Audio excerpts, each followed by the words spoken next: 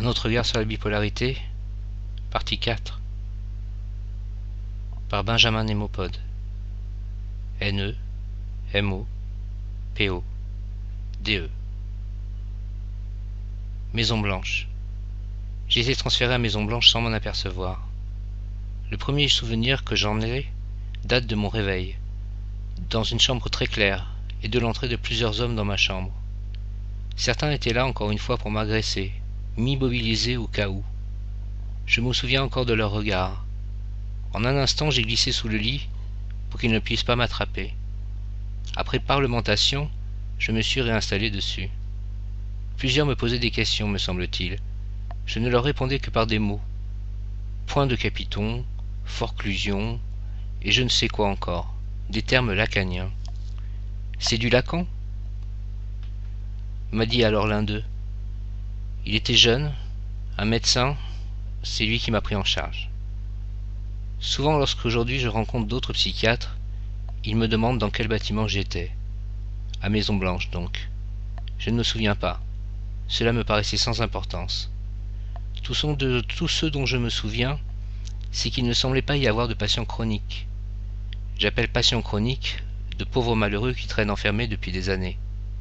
Tout était carré autour d'un patio, lui-même carré. Ce n'était pas spécialement désagréable. Le médecin m'a donné du Prozac. Je suis remonté tout de suite. Enfin, c'est ce que l'on m'a raconté. Il paraît que je me suis notamment déshabillé devant tout le monde. J'ai été remis en isolement. Je me souviens d'une scène dans cette chambre où deux infirmières me parlaient et essayaient de me faire manger. Puis il y a eu quelques jours étranges. Redevenu nu, j'essayais de plonger dans mon pot de chambre que j'avais posé sur le lit. Je passais aussi la serpillière, enfin mon pyjama, avec mes excréments tout autour du lit. J'arrivais aussi à m'asseoir sur le bord très étroit de la fenêtre. Plusieurs jours plus tard, un infirmier m'a ouvert et m'a fait faire un tour dans les locaux. Je marchais devant, lui derrière, à me surveiller. Ensuite j'allais mieux, et je passais presque toutes mes journées à marcher dans le parc. Il y avait à l'époque un grand bâtiment pour l'art-thérapie. J'y pénétrais parfois. Je suis resté un peu plus de 2 mois, toutes les vacances scolaires. J'étais pourtant suffisamment rétabli bien avant. Mais au mois d'août, le jeune médecin était parti en vacances. Aucun autre ne voulait prendre la décision de me laisser partir. Ils attendaient son retour. Je commençais sérieusement à m'inquiéter. Je voulais au moins reprendre mon travail, l'école. Début septembre. Les jours avançaient et s'en approchaient. Mon père était prêt à user de son droit de faire lever l'hospitalisation. Hospitalisation d'un tiers, lui étant le tiers. Le médecin a fini par rentrer. Je l'ai vu, je suis sorti le 31 août. Le lendemain, je reprenais l'école. Ce ne fut pas facile, mais j'y suis parvenu. Je considère cela absolument scandaleux. Je restais réellement enfermé parce qu'il était parti en vacances. J'aurais pu sortir plusieurs semaines plus tôt et mieux me préparer pour la rentrée. J'écris un peu de poésie ensuite, je ne sais plus quand, sur cette période. Souvent ici il n'y a pas d'air, mais au loin on peut apercevoir les arbres libres. Ceux d'ici leur ressemblent, mais ils se dressent sur du désespoir. Un avion passe, un téléphone sonne. Est-ce pour vous? On pense à ses pères, on se dit que l'on sortira. Bientôt peut-être, quand le téléphone sonnera de nouveau. Dans l'isolement, on a cru saisir une phrase. Ça y est, je ne suis plus infirmière psy.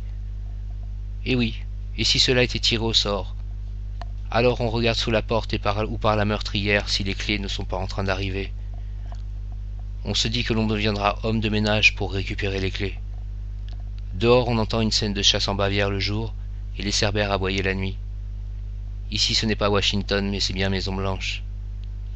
En sortant, on se dira que Dali avait raison.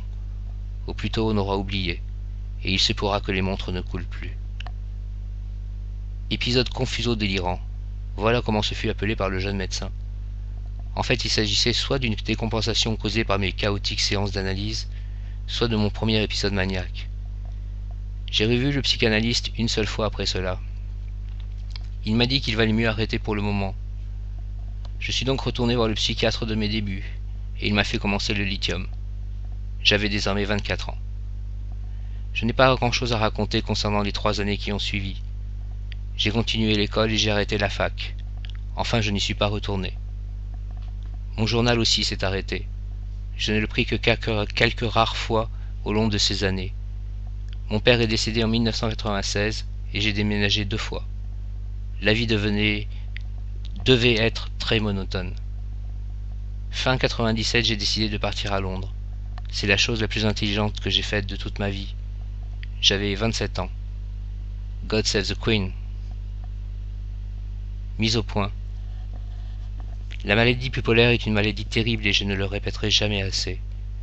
Tout d'abord par la souffrance des épisodes mélancoliques, de véritables cauchemars éveillés, si difficiles à décrire, au-delà des mots. Une douleur continue et d'une intensité irrationnelle. Le mélancolique souffre comme aucun autre ne peut le deviner. De plus, ces épisodes de vie transforment tout autour de lui. Sa vision du monde ne sera plus jamais la même, et surtout, la longueur de ces épisodes détruit presque tout ce qu'il a pu construire. Parfois après tant de luttes, tout sera changé. Sa destinée sociale, son rapport aux autres, et lui surtout. Il ne sera plus jamais le même. Il est aussi très difficile et parfois très long de se remettre d'un des épisodes maniaques, surtout que celui-ci peut malheureusement être suivi d'un épisode mélancolique.